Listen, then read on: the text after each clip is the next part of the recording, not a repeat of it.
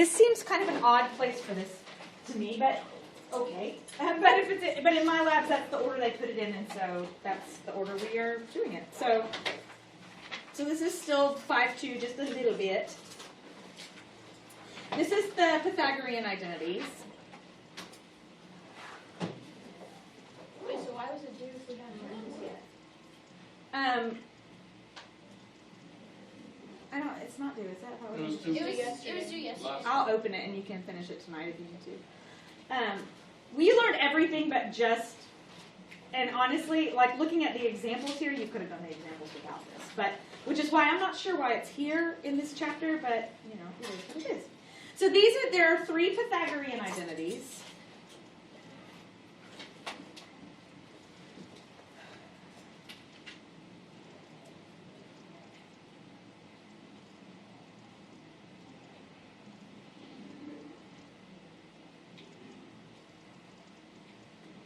Is that sine to the second? Yeah, sine squared theta.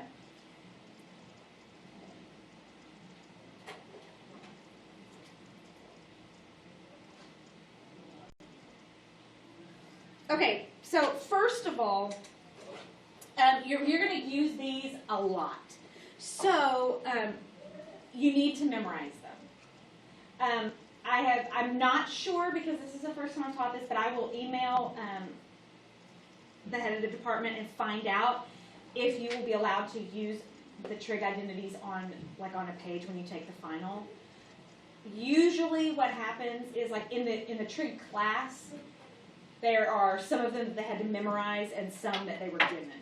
I don't know, since this is pre-cal, I don't know how it's going to work, so I'll make sure I find out. But these 3, you need to know. Even if you're allowed to have a trig identities chart, you need to know these because they come up so often and they're hugely important. Now, right now, you're not as important, but they'll come up over and over.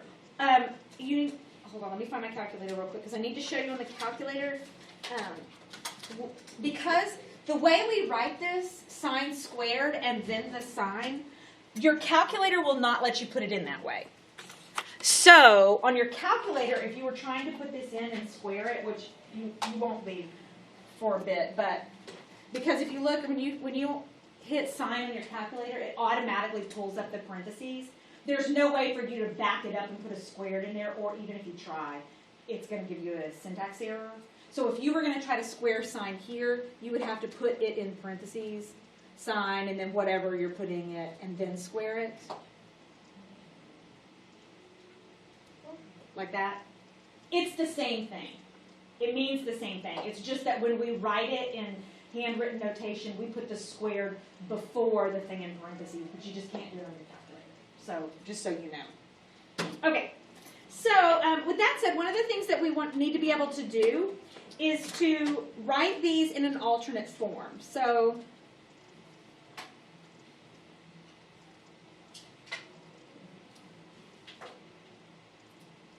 and what I mean by that is we just need to rearrange them a different way. So for example, for the first one, I'm just going to subtract sine from both sides. So that would give me cosine squared theta equals 1 minus sine squared theta. It's the exact same identity. Right? I just took this identity and subtracted sine from both sides. You just need to get used to seeing it in different forms. So I'm going to rewrite tangent.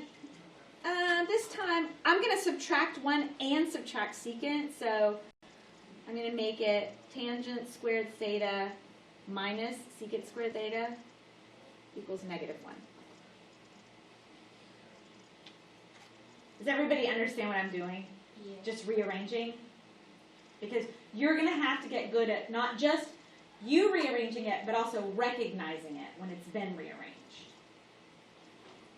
So let's see, let's just do cotangent squared theta equals cosecant squared theta minus 1. There will be lots and lots and lots of rearranging of identities later on. All right, those are the 3 Pythagorean identities. They will show up a lot. And these are the two quotient identities.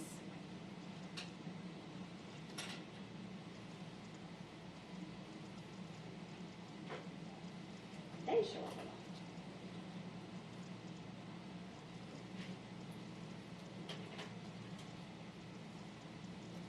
Tangent of theta equals sine theta over cosine theta. And cotangent theta equals cosine theta over sine theta.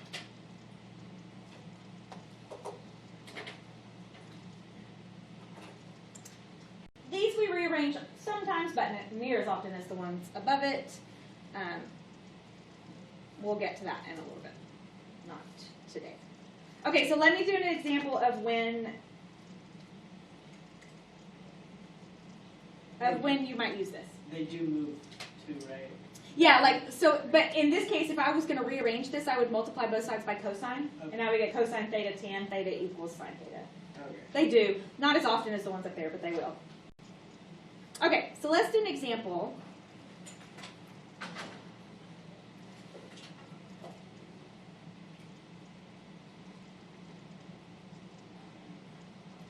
Remember, theta is the same thing as x. It's a variable, just happens to be a Greek letter instead of a regular alphabet letter that we're used to.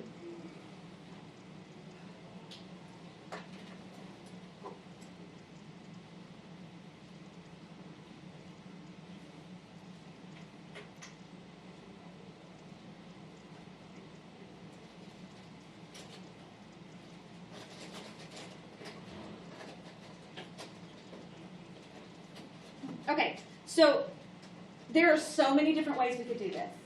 I could do this by building a reference triangle in the correct quadrant, but I'm going to use the identities instead because they just gave them to me. So, since they're asking me for sine and they gave me cosine, I'm going to use sine squared plus cosine squared equals 1. So, sine squared theta plus cosine squared theta equals 1. And I know what cosine theta is. It's square root of 3 over 4. So, I'm going to do sine squared theta, I don't know what that is yet, plus cosine theta is negative square root 3 over 4, but I have to square it because it's cosine squared, so I'm squaring it. Equals 1. Y'all okay so far? Now I'm just going to do a little algebra for a second. So sine squared theta equals, if I square this, that gets rid of the negative. The negative times the negative is positive, so it's no longer negative. Square root 3 times square root 3 is just 3.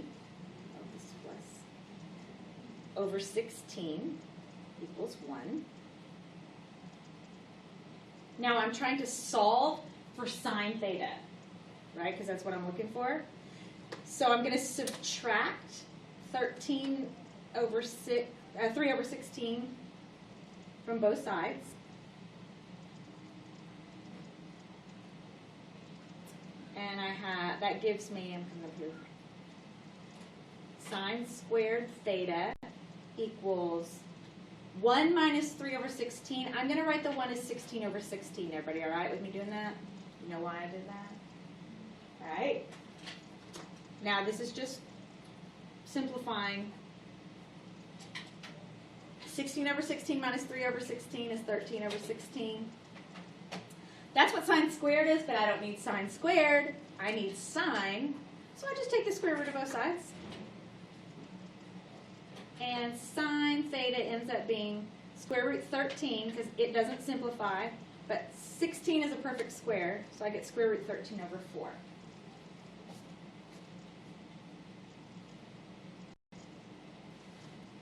Is everybody okay? Now,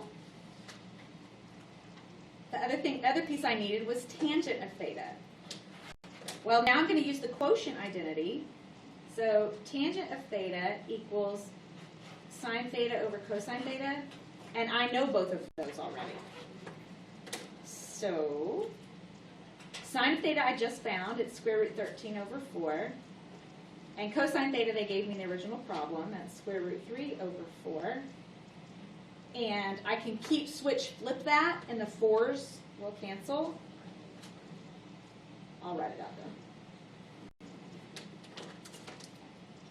So I keep the top piece, change it to multiplication, flip the second piece over. Your 4s cancel, and you get square root 13 over square root 3. And now I have to rationalize that because you can't leave a square root 3 on the bottom. So that's square root 39 over 3. And the only other thing I need to check is make sure what quadrant I'm in. So if I go back to the original part of the question, cosine is negative. So what two quadrants does that limit me to if cosine is negative? And the first and the Third. Wait, So cosine's negative. Oh. So it's not the first and it's not the fourth. Right, it's not the first and the fourth, it's second and third. Yeah. And then it tells me sine is greater than 0, so sine is Yeah. positive. So which one does it have to be? This The is second. Second. So I'm in quadrant 2, which means the only thing that's positive is sine and sine's buddy. So that means both of these, so my sine comes out to be positive, which it was.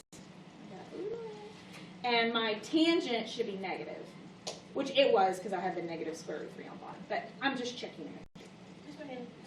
Yes? From sine theta is greater than 0, how do y'all know that is in the second quadrant? Well, because we had already narrowed it down by the cosine. The cosine was negative, which already put us in 2 or 3.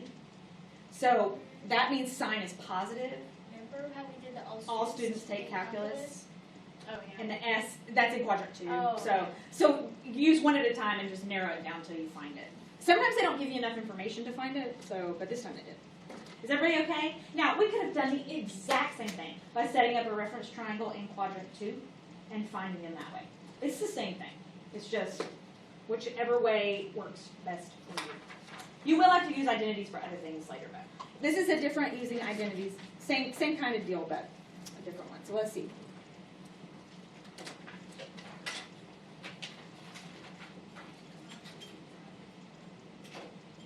This time we are finding sine and cosine.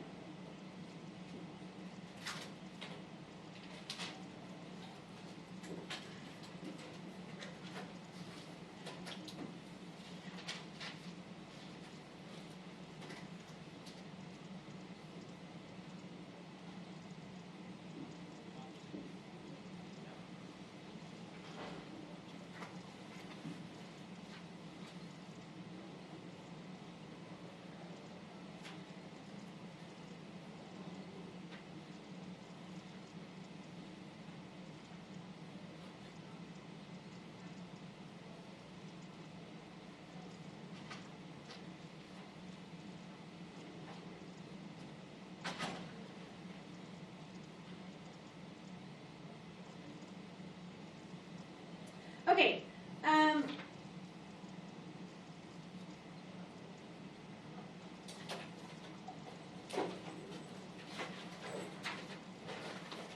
This one would be much easier to do. Actually, you don't even have to draw this one. I just want you to think for just a second. You can do it with identities, and they want us to do it with identities, but this one's easier to not do with identities because if you think about the tangent pair, like what? So sine is opposite over hypotenuse, cosine is adjacent over hypotenuse, and what is tangent? Opposite over adjacent, which means it doesn't have the hypotenuse, right? Which means that these two pieces, 4 and 3, are the legs. So what's the hypotenuse?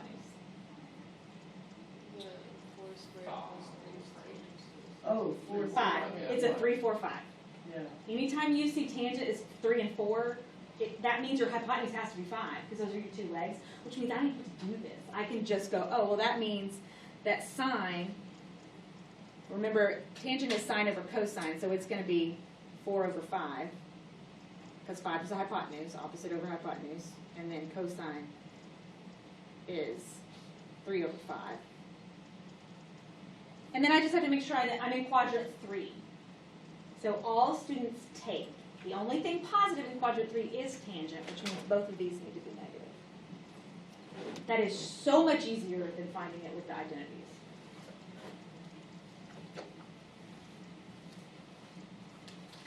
Three, four, five. Pythagorean triples are your friend. So, especially 3, 4, 5, 5, 12, 13. You'll see those two a lot. Okay. So now, this is going on to 5-3, and I feel like 5-3 is kind of a step back, but okay, this is the way the book does it. So here we go.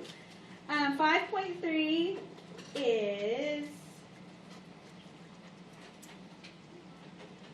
trig function values and right triangles. There is a reason why they're stepping back for a second. I think we can do this one without really any lead in here. Draw a triangle.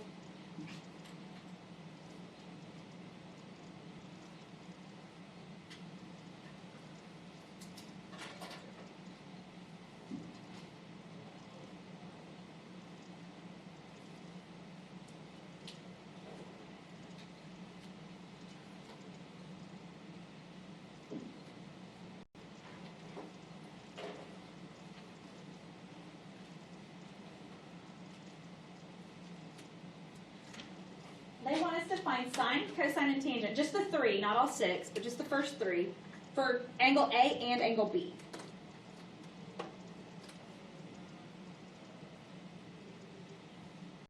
So sine of angle A, I'm standing at A, that's opposite over hypotenuse. 7/25. Cosine of angle A, adjacent over hypotenuse. 24/25. And tangent of angle A, opposite over adjacent.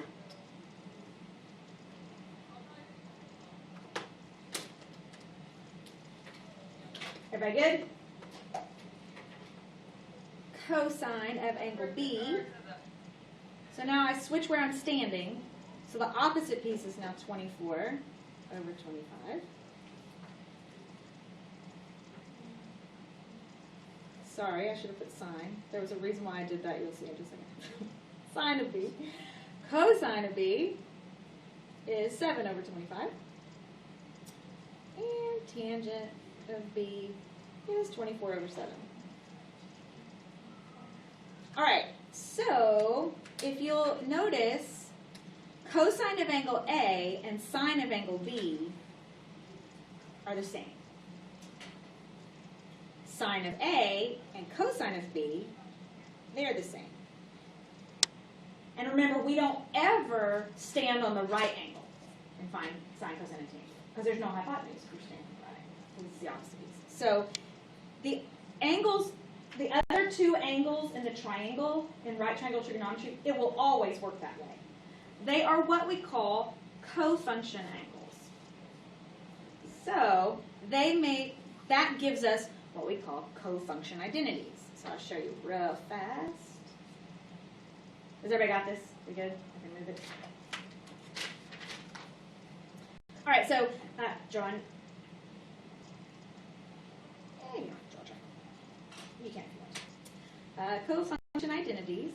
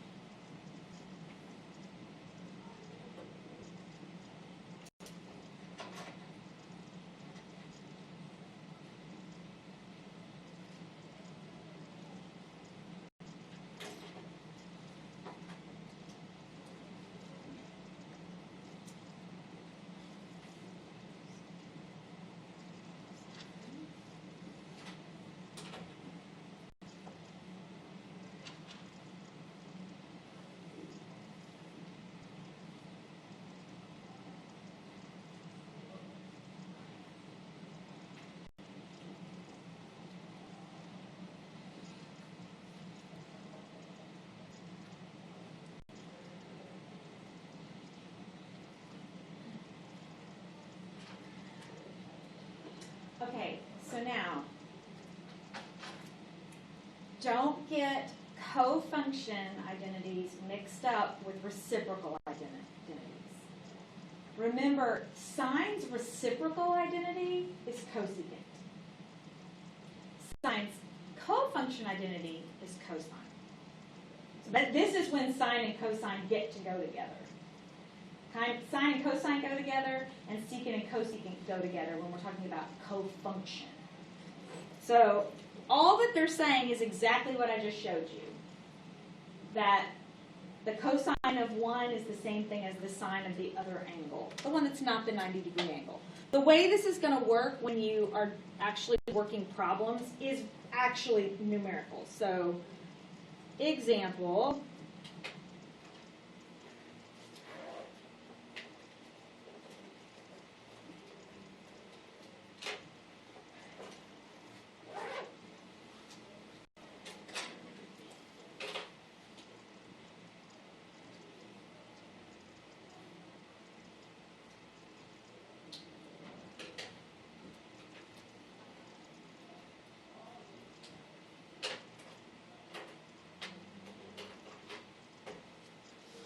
All right, so all they're asking us to do is to write the cofunction.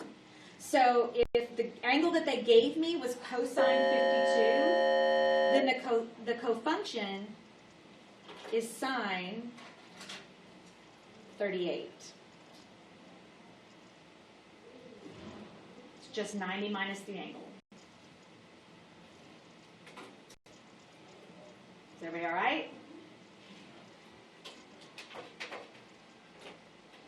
If my original angle they gave me is tangent 71, then my cofunction angle is cotangent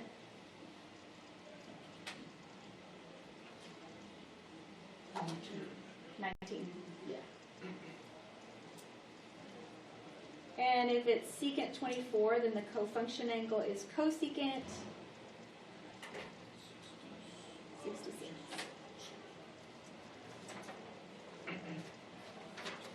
Okay, those are super, super simple.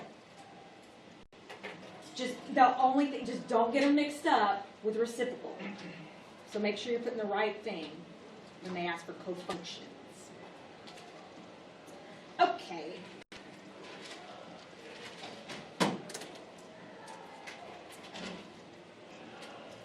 Just example 3. I think this is actually really why we go back a little bit. So, moving on to example 3, a triangle.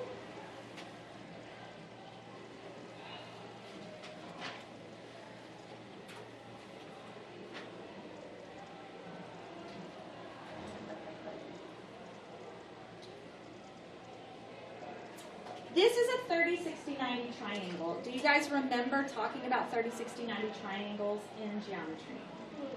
Yeah. They're special. So they play a huge part in trigonometry. So I think this is actually why we went back to a little bit for the triangles, is because of the two special rights. So they want us to do all 6 functions. So that would be sine. We'll do of 60. 63. You could really do them of either one, it doesn't matter, but let's do all of them of 60. So we're going to do sine of 60, cosine of 60, and tangent of 60. And then the reciprocals, cosecant 60, secant 60, and cotangent 60.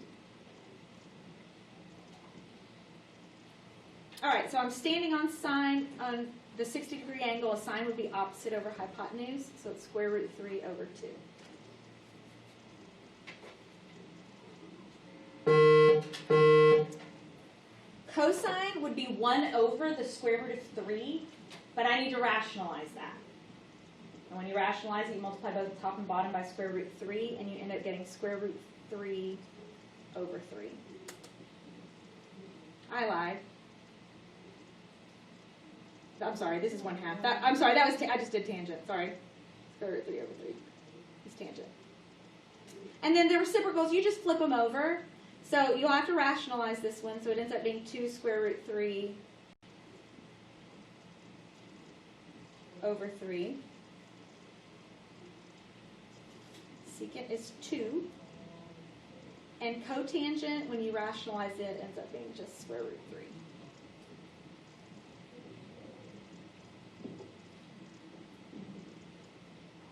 How did you do tangent?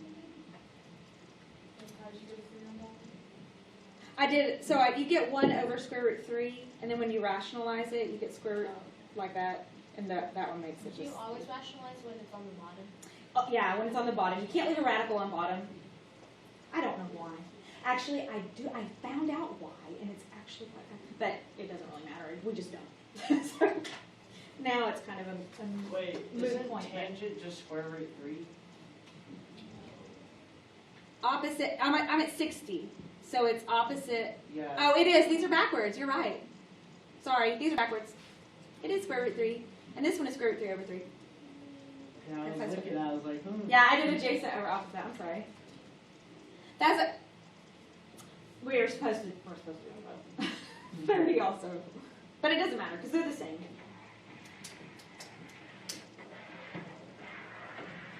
All right, so with that in mind, we did the 60 degree first, but we can do 30 just by looking at these because they're cofunction.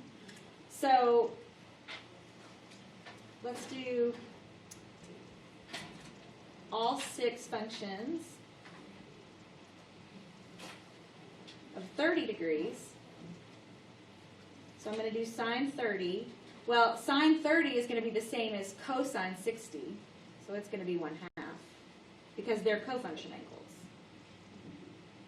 Cosine 30 will be square root 3 over 2, and tangent of 30 is going to be square root 3 over 3. Cosecant of 30 is 2. Cosecant of 30 is 2 square root 3 over 3.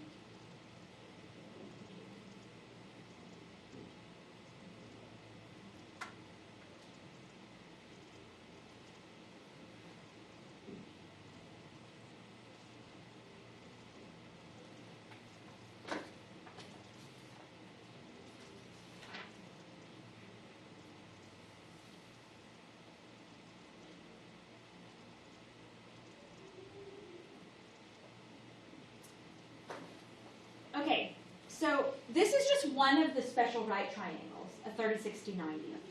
Y'all remember what the other one is? 45, 45, 45? 45, 45, 90 is the other special right triangle. They're really, really important. You'll see why you're going to use them a ton. So, a lot of times they put them in a chart for us, and there's a real simple way for you to remember how to draw the chart, so you don't really have to memorize the chart. So I'm going to show you how to do it, and then, you can just memorize the chart if you want to, but I never have. My calculus 1 teacher taught me this in college, and I've done it this way ever since. So, always and forever, the 3 special right triangles are 30, 60, 90, and 45, 45, 90. So always and forever on the table, they list them, the angles, in order of size. So it goes 30, 45, 60. And then, pretend that's a straight line. That's terrible. I don't know why, but we always say sine, cosine, tangent. Sine theta, cosine theta, tangent theta.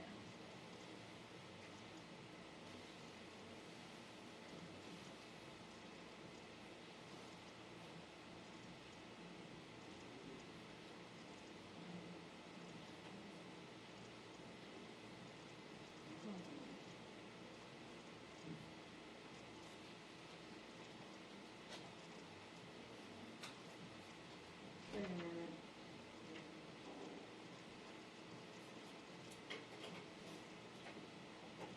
No, that's right. Okay.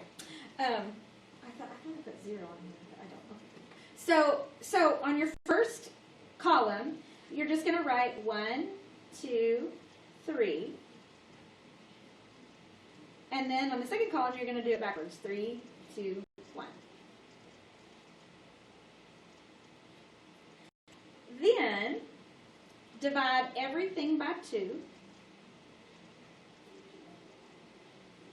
on both columns. And then take the square root of the top. Now, the square root of 1 is 1, so there's no reason to write that. But square root 2 and square root 3. And square root 3 and square root 2. Now for tangent, you just have to remember that it's sine over cosine, which would put 1/2 over square root 3 over 2, which would cancel the 2's. So it would be 1 over square root 3, which then you have to rationalize. Hey, what did you just do? I'm sorry. Remember, our identity said that tangent is sine over cosine. So that would be 1/2 over square root 3 over 2. Oh, okay. And that means the 2's would cancel, because you Yeah. keep switch flip. Yeah, So it ends up just being 1 over square root 3, Okay. which Would I be rationalize. just square root 3. Square root 3 over 3. 3 over, yeah. And then same thing with the 45. It's square root of 2 over square root of 2 over 2. Well, what's anything over itself? 1. 1. And then square root 3 over 2 over 1/2, and the 2's cancel, and you get square root 3.